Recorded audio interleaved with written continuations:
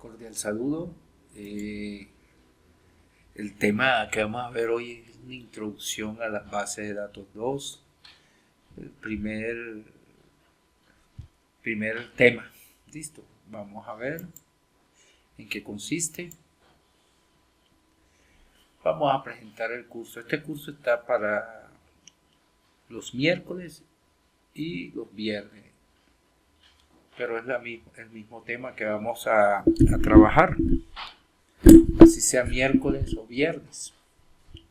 Primero es una presentación del programa, presentación de la guía didáctica, una concertación de la evaluación. Voy a mostrar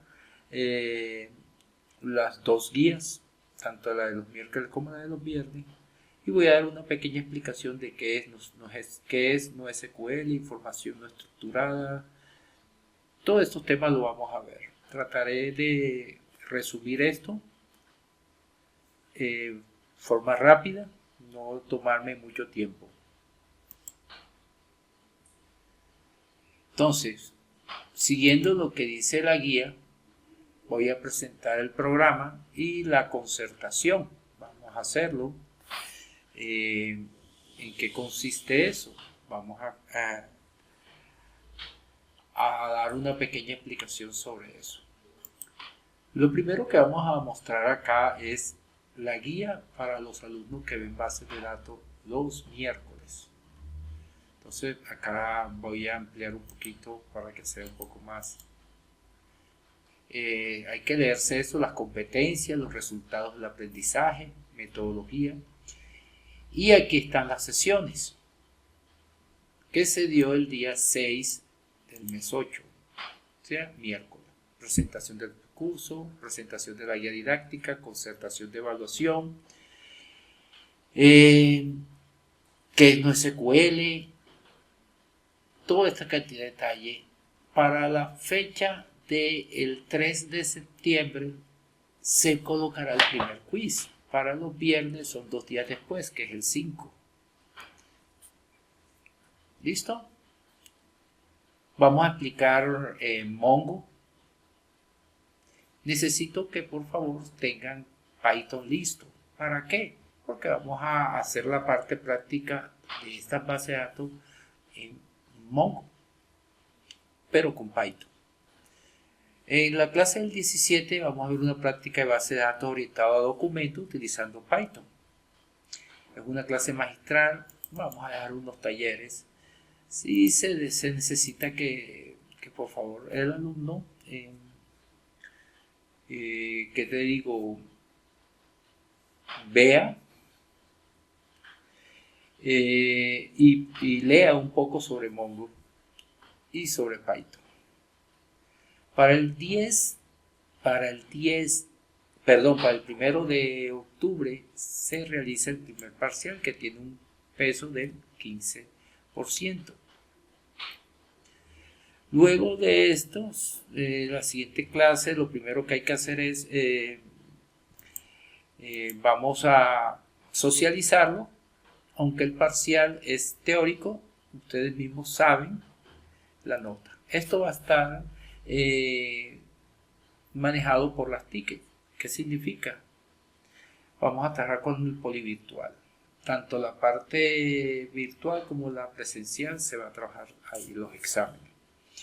Vamos a ver Redis. Obvio que para los alumnos de los viernes, esto será el día 3. Vamos a ver qué es Redis y toda esta cantidad de bases de datos, y se entregará una guía de cómo instalarlo. Vamos a ver qué son las bases de datos orientadas a grafos. Aquí están Redis y esto. Para la sesión número 12, que es el 22 de octubre, vamos a hacer una evaluación del 5% en base de datos orientada a objetos, o sea que son bases de datos relacionales. Se va a ver 22 y 24.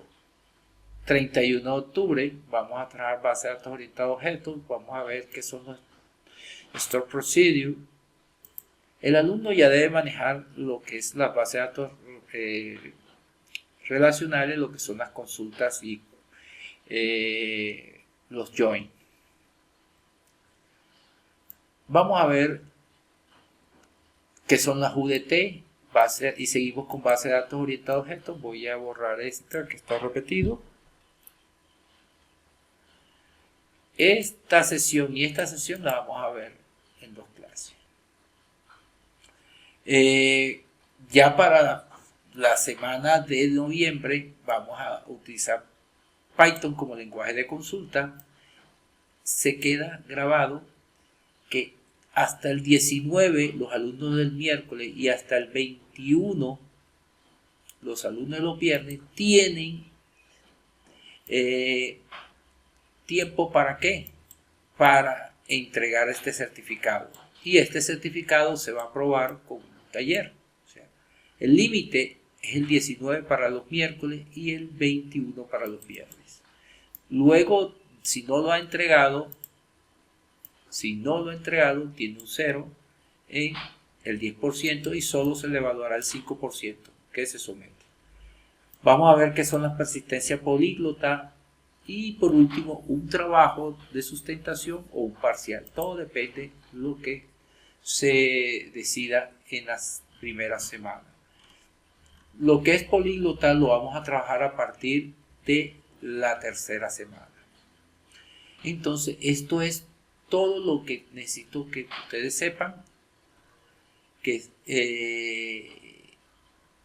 la guía y la fecha en que se van a evaluar. Están en negrilla que el primer parcial va a ser el 1 o el 3 o el 5 de diciembre. Aquí están los porcentajes 10, 15. Este es el primer quiz, este es el primer parcial. A esta fecha estamos evaluando el 25%. Luego hacemos un quiz del 5%, estaremos el 30% y nos quedaría el último 30%, que es exposición más el certificado. Si no entregó el certificado, tiene que hacer la exposición o taller. Listo. ¿Qué son las herramientas de Mongo? ¿Listo? Aquí están, aquí se van a colocar los nombres de los alumnos. ¿Listo? Se da constancia el día 9 de agosto del 2025. Entonces, ya hemos visto en líneas generales, esta misma guía sirve para, y este mismo video sirve para los alumnos de los viernes.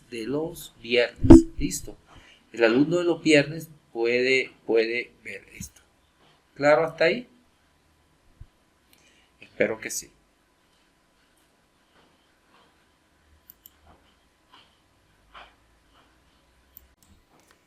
Continuando con el tema, ya realizamos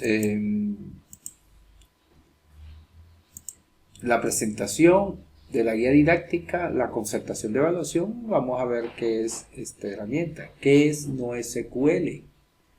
Vamos a ver un poquito sobre eso y hablar un poco sobre este tema. Entonces, ¿qué es NoSQL? NoSQL, ¿qué significa? Significa Not Only SQL. En sí es un tipo de base de datos que nos proporciona, se puede decir, un enfoque diferente al modelo tradicional de bases de datos relacionales, o sea, SQL a las cuales ustedes han estado acostumbrados desde su primer tema. ¿Para qué está diseñado? Para poder manejar grandes volúmenes de datos no estructurados, semiestructurados o estructurado en este caso, si así lo amerita. ¿Dónde lo utilizan? Se utiliza mucho en aplicaciones modernas como redes sociales, análisis en tiempo real, lo que es la Big Data. Eso es NoSQL. Miremos acá, vamos a ver estas 4 familias de NoSQL, las vamos a ver. Vamos a trabajarlas. Hablemos de las características principales del NoSQL. Una de las características que podemos hablar es que no usa tablas tradicionales. ¿Y cuáles son las tablas tradicionales? Vamos a explicar. Comparemos esto con una hoja de cálculo. Vamos a explicar aquí. Una tabla tiene un encabezado. Vamos a decirle aquí ID. Tiene un nombre. Y tiene un apellido. Si nos hemos dado cuenta acá, vamos a cambiar aquí control X. Nos hemos dado cuenta, el ID es un campo fijo, bien, ID hasta acá. Un nombre hasta aquí y un apellido hasta acá. Un ID tiene un tamaño, o sea, una extensión.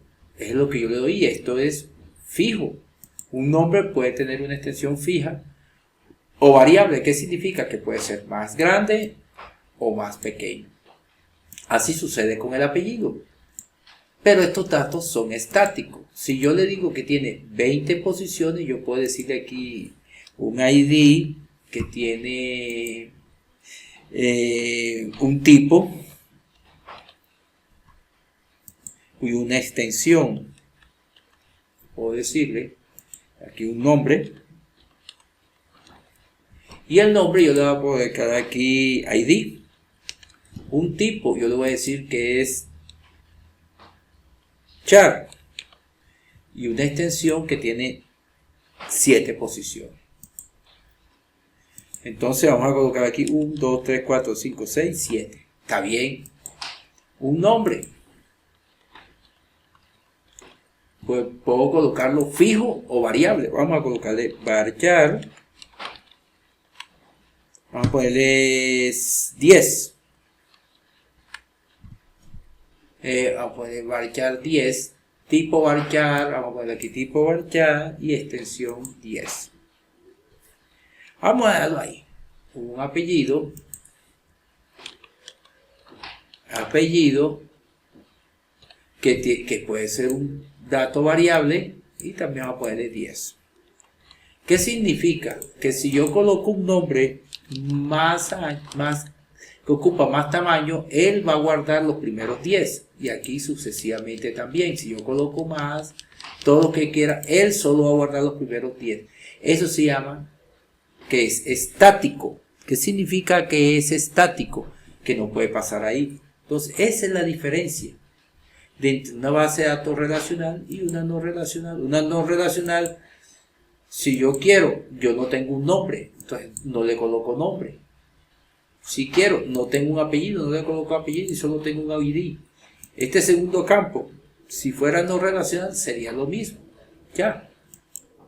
Entonces, esa es la gran diferencia entre una base de datos relacional y una no relacional. Las relacional crecen así y las no relacional crecen así. Listo, entonces ya tenemos clara la idea de qué es eso. Ellas usan documentos como JSON o BSON. Utilizan clave valor y utilizan columnas anchas. Se trabaja también con grafos. Y su escalabilidad es horizontal, a diferencia de la base de datos relacionales, que su escalabilidad es vertical. Son flexibles, de alto rendimiento. O sea que se puede decir que... Un momentico, vamos a ver. Vamos a mirar. Entonces ya la dividimos en varias familias. La columnar, la clave valor, la documental y la de grafos. Entonces ya tenemos claro qué es lo que queremos y cómo lo queremos. Seguimos. Aquí hay una que se me fue. Información no estructurada. ¿Qué significa? Hay algo que deben tener en cuenta, que las bases de datos NoSQL priorizan la velocidad sobre la integridad. Eso lo debemos tener claro.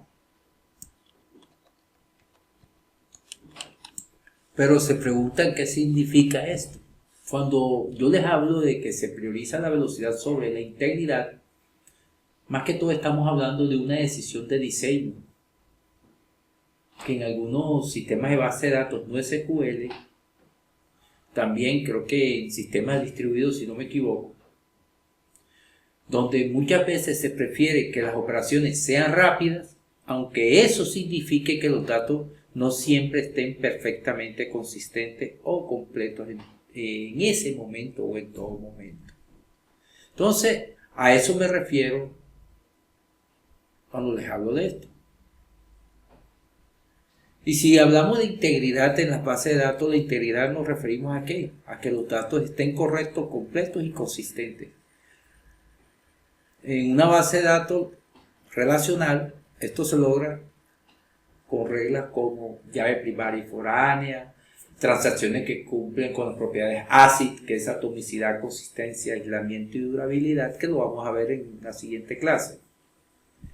Entonces, para ser más claro, ¿por qué se prioriza la velocidad?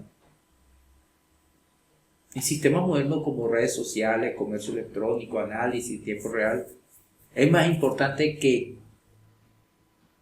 el ACID, que es atomicidad, consistencia, aislamiento y durabilidad, que un sistema moderno sea más rápido. Las operaciones se completan rápidamente, el sistema puede escalar a millones de usuarios, se puede seguir funcionando incluso si hay fallos parciales, cosa que no sucedería con la primera parte, que es atomicidad. Es por eso que algunos sistemas no SQL relajan esta regla y dicen, relájense, reglas de integridad. ¿Por qué? Porque esto nos permite lograr una alta disponibilidad, una baja latencia y una escalabilidad horizontal. A eso me refiero, a esta parte. Yo siempre lo doy con un ejemplo. Imaginémonos que estamos usando una app de compra. Cuando tú haces un clic en comprar, el sistema que hace, guarda tu orden, actualiza el inventario y envía la notificación. Si yo estoy utilizando una base de datos tradicional, todo esto sería una transacción única que debe completarse correctamente o no hacer nada. Y que es lo bueno que me gusta no SQL, que ella puede hacer cada paso por separado y no se garantice que todos se completen al mismo tiempo, pero el sistema sigue funcionando rápido y sin bloquear al usuario. Entonces, ya tenemos claro a qué me refiero cuando hablamos de esta primera parte. Y aquí por eso ya estoy explicando lo del carrito de compra. Entonces ya sabemos que las documentales para guardar mucha información, texto, imágenes, y los grafos para trabajar lo que es la parte de redes sociales. Cuando la velocidad y la disponibilidad son más importantes que la precisión inmediata, podemos aceptar la decisión de una no SQL. Otro detalle que yo siempre digo, cuando se puede corregir la inconsistencia después, por ejemplo, en procesos de sincronización. Eso se hace mucho. En sistemas donde los datos cambian constantemente y no es crítico que estén 100% sincronizados en todo momento. Entonces ya tienen en cuenta por qué utilizamos esto. Entonces podemos continuar con la siguiente diapositiva para explicar qué es una información semiestructurada. La información semiestructurada en sí es un tipo de datos que no está organizado en un formato rígido, como te darás cuenta aquí, como en una base de datos tradicional que ustedes han trabajado o han estudiado, que es la relacional. Pero tiene una estructura interna que permite interpretarla gráficamente. Veanlo aquí, gráfica y fácilmente, yo lo interpreto. Yo leo, esto es como una especie de lluvia de ideas que uno hace. ¿Cuáles son los ejemplos más comunes de una información semiestructurada? JSON, XML, YAML o YAML y HTML. También semiestructurados son archivos CSV con campos variables. Entonces ya tenemos claro en qué consiste esto. Listo. ¿Cómo diferenciamos de otros tipos de datos? Los estructurados, ¿qué tienen estructura fija? Son tablas SQL, Excel, como la que vimos ahora, columnas definidas. Semiestructurada, que es flexible. Está el JSON, el XML y documentos con campos variables. Por eso se llama semiestructurado. Y no estructurados, que no tienen forma, que son las imágenes, videos de texto. Texto libre y audio. Entonces, ya tenemos claro esto. Otro detallito que quiero darle a ustedes es ¿por qué es útil la información semiestructurada? Porque es flexible, puede tener registros con diferentes campos sin romper el sistema. Nos permite una facilidad de intercambio. Como lo he explicado, muy común en APIs y servicios web.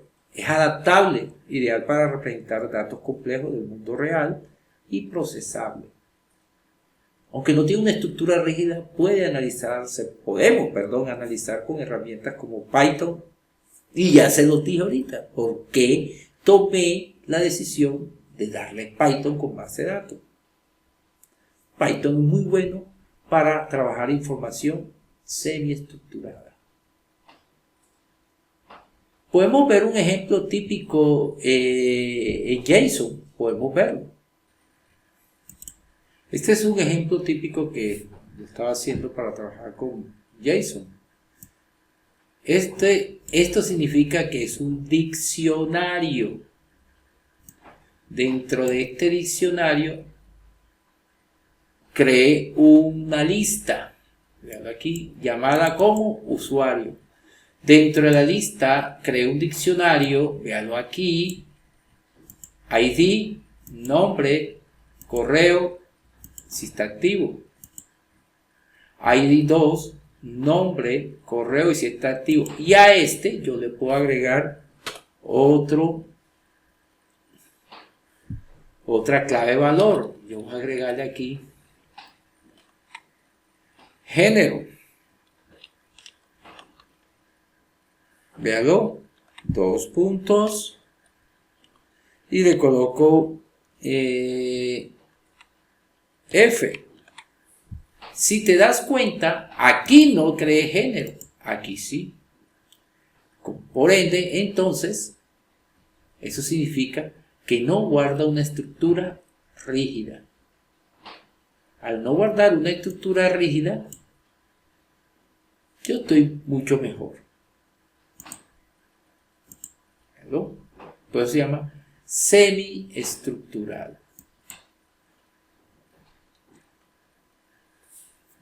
La Big Data es uno de los ejemplos típicos de las bases de datos no relacionales. ¿Por qué? ¿Por qué la Big Data es uno de los ejemplos típicos de las bases de datos no relacionales?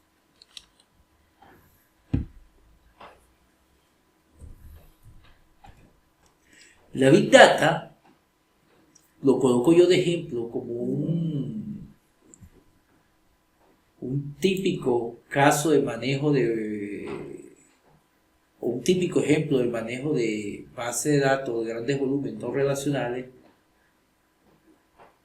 porque son variables, datos estructurados, semiestructurados y no estructurados, o sea, hay una variedad. La velocidad se generan y se procesan en tiempo real y casi en tiempo real. Si no es en tiempo real, dicho etimológicamente puede ser casi en tiempo real. Y ahí estamos hablando no de gigabyte, estamos hablando de terabyte o petabyte de información, o sea, mucha. La veracidad, ojo, ahí hay un problemita, los datos pueden ser incompletos o inciertos. Entonces, para eso existe la programación en Python, donde el objetivo es que esa información que es poco fiable o incierta, mediante código, yo la puedo convertir en una información útil. Entonces, tenemos claro este concepto, que la Big Data es un ejemplo típico. Otro detalle, ¿por qué el no SQL es ideal para la Big Data? Yo doy varios. Primero, por la escalabilidad horizontal. Las bases de datos no SQL con Mongo, Cassandra, que las vamos a ver. Creo que hay una que es Hadoop, no estoy seguro. HBase. Ellas pueden distribuir los datos en muchos servidores, lo que nos permite manejar grandes volúmenes de información sin perder el rendimiento. Entonces, ya vimos por qué la Big Data se debe llevar en una NoSQL. Segundo, maneja un esquema flexible que incluye redes sociales, imágenes, de todo. Alto rendimiento, las bases de datos NoSQL están optimizadas para lectura y escritura rápida. Por ahí empezamos. O sea que podemos manejar millones y millones de registros por segundo. Y por último, que lo veo que es lo más importante, compatibilidad con los datos semiestructurados y no estructurados, y también estructurados. Compatible con ambos. Miremos ahora las bases de datos documentales. Si hablamos de las bases de datos documentales, ellas nos almacenan información en documentos similares a JSON o XML. También la utilizan en BSON, que es la parte binaria de Mongo. Cada documento representa una unidad de datos. Eso es lo más importante y que ustedes deben tener en cuenta. Pueden contener estructuras complejas como listas, objetos anidados, campos variables, muchas cosas puede tener este tipo de base de datos documentales. Algo que yo siempre explico, ¿qué caracteriza una base de datos documental? Primero, formato flexible, estructura tipo documento, alta escalabilidad y consultas poderosas. 4 elementos básicos. Formato flexible, estructura tipo documento, alta escalabilidad y consultas poderosas. Por cuando digo que es formato flexible es que no requiere un esquema fijo. Cada documento puede tener diferentes campos. Cuando hablo de estructura tipo documento, los datos se almacenan como documentos completos. Esto es similar cuando uno trabaja como objeto de programación. Alta escalabilidad, lo podemos distribuir fácilmente en múltiples servidores. Además que puedo realizar consultas muy buenas, permiten búsquedas por campo, filtro, agregaciones, lo que a ti te guste más. Hablemos de las bases de datos no columnar, pero devolvámonos un poquito a la anterior, a la diapositiva anterior de las bases de datos documentales. ¿Cuáles son los ejemplos? Ahí tenemos Mongo, que lo vamos a dar, Coach, Amazon Document y Raven. Son bases de datos que utilizan mucho esto. Y el formato es igual. Ya, miremos acá. Yo debo tener uno por aquí, por acá, por acá. Veanlo aquí. Puedo hacer uno si quiero. Vea cómo se hace de sencillo. Vea, yo voy a colocar acá tabulando. Nombre, véalo. Vea, coloco aquí. Nombre. Siempre, como es un formato separador, yo voy a colocar aquí mi nombre. Aquí, Manolo. Véalo. Puedo agarrar un email. Mírenlo. Aquí, la clave email. y el valor, vamos pegadito aquí, y el valor, siempre hay que separarlo. Aquí, déjeme, el valor, lo separo acá, 2 puntos, y lo coloco aquí. Manolo Pájaro @gmail.com.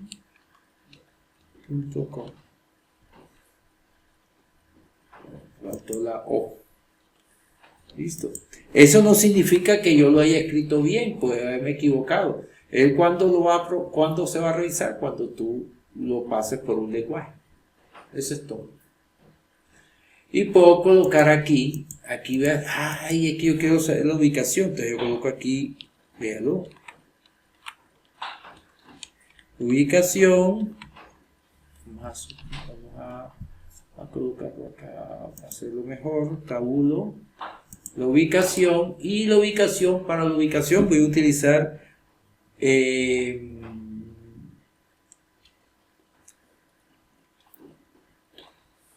un diccionario. Un diccionario donde puedo colocar aquí ciudad. Veanlo cómo lo hago aquí. 2 puntos, comillas, Caldas. Ven acá. Y puedo colocar acá coma, otra llave o clave, país,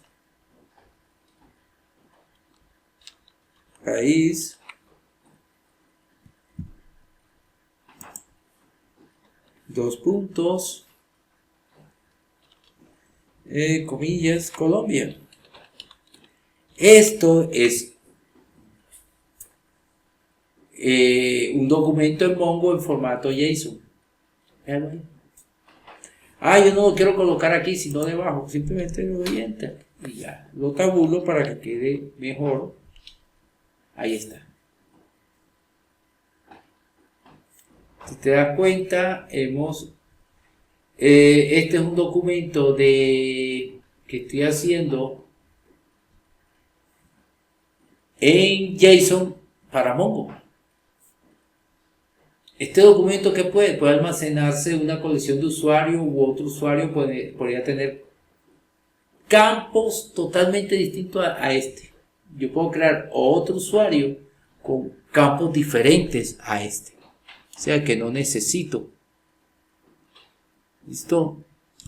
Entonces ya nos hemos dado cuenta que son las bases de datos documentales.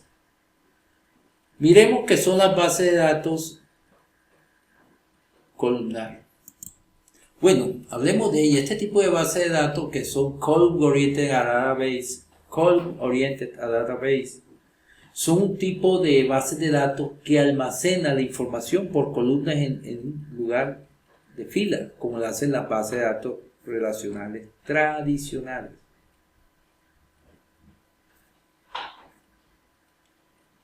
En una base de datos tradicional lo almacenaríamos así. Miremos que creo que debo tener por acá el Excel. Pero aquí. Este es una base de datos tradicional. Tiene el título, el nombre y el apellido. En una base de datos columnar, cada columna se almacena por separado. Entonces yo puedo hacerlo aquí para explicarlo. Yo digo aquí, vamos a poner aquí columna ID. No acuerdo, vamos a colocar aquí columna ID. Vamos a ampliar aquí ID, 2 puntos. Vamos a decirle que puede estar 1, 2. Vamos a ver, ¿dónde? Esperen un momentico que no me acuerdo dónde tengo.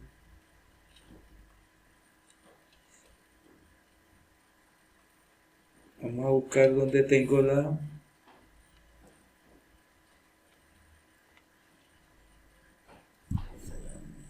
Un momentico. Miremos, aquí está. 1. Ahí está, una columna. Y la otra columna, pues, columna.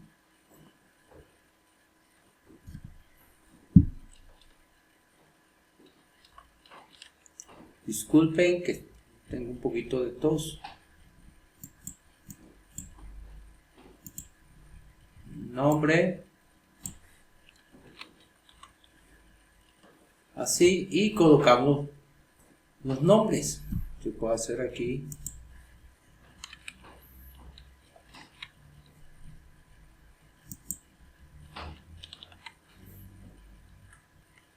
Ana. Una otra, insert. Ana. Vamos a colocarle aquí coma. Insert. Luis. Y cierro. Abro aquí. Miren, si se dan cuenta, estamos trabajando en forma columnar. Así es que se trabaja. Eso es trabajar en forma columnar. Entonces, ¿cuándo debo utilizar una base de datos columnar? Vamos a pasarnos para acá.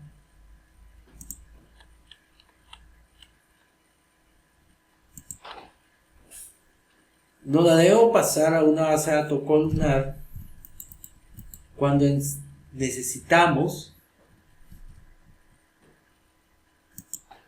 más que todo, analizar grandes volúmenes de datos como agregaciones, filtros y estadísticas. Son de compresión eficiente, nos permite almacenar datos similares juntos por columna o se pueden comprimir.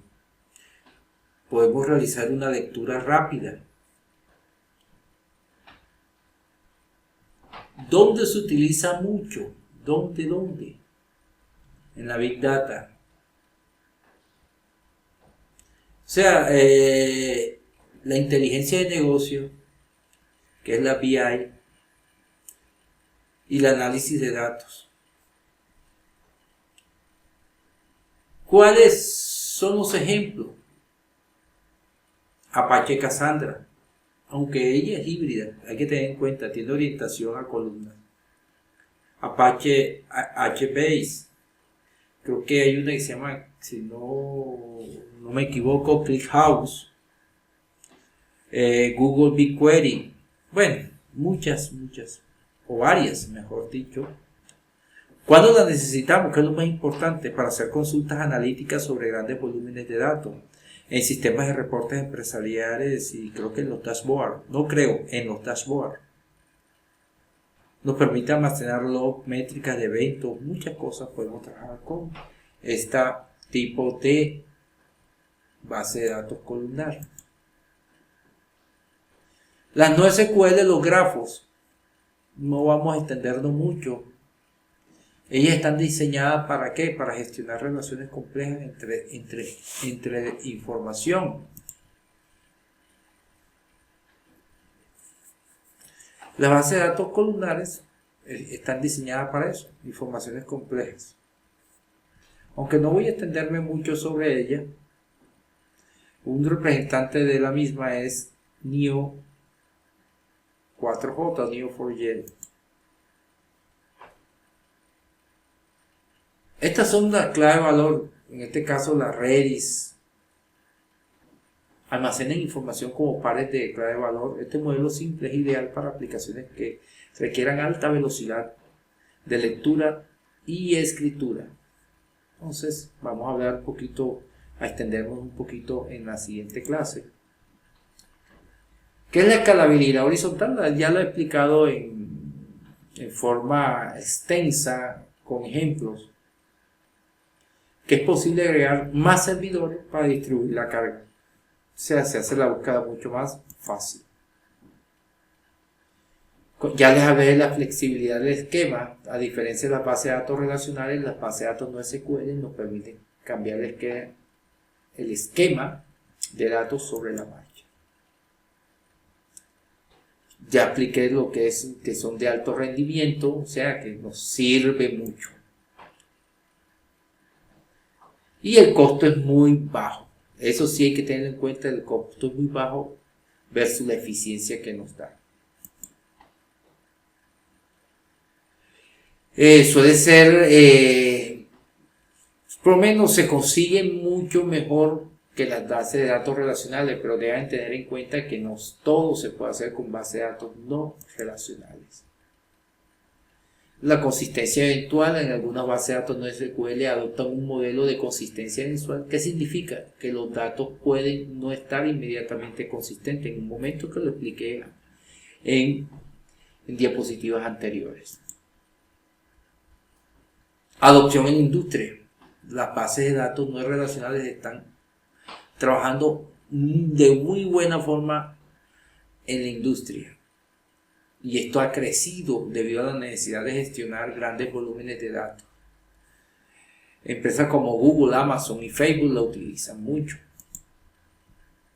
¿Cuál es el futuro? Es muy prometedor, con continuo desarrollo y mejoras en términos de rendimiento y escalabilidad. A medida que las necesidades de los sistemas de información evolucionan, las no SQL seguirán siendo una opción popular para el manejo de datos. Bueno, jóvenes, esto ha sido todo por esta sesión. Esta grabación, después que se edite, quedará lista para subirla a YouTube. Muy buenas noches o tardes, dependiendo de cómo la vean.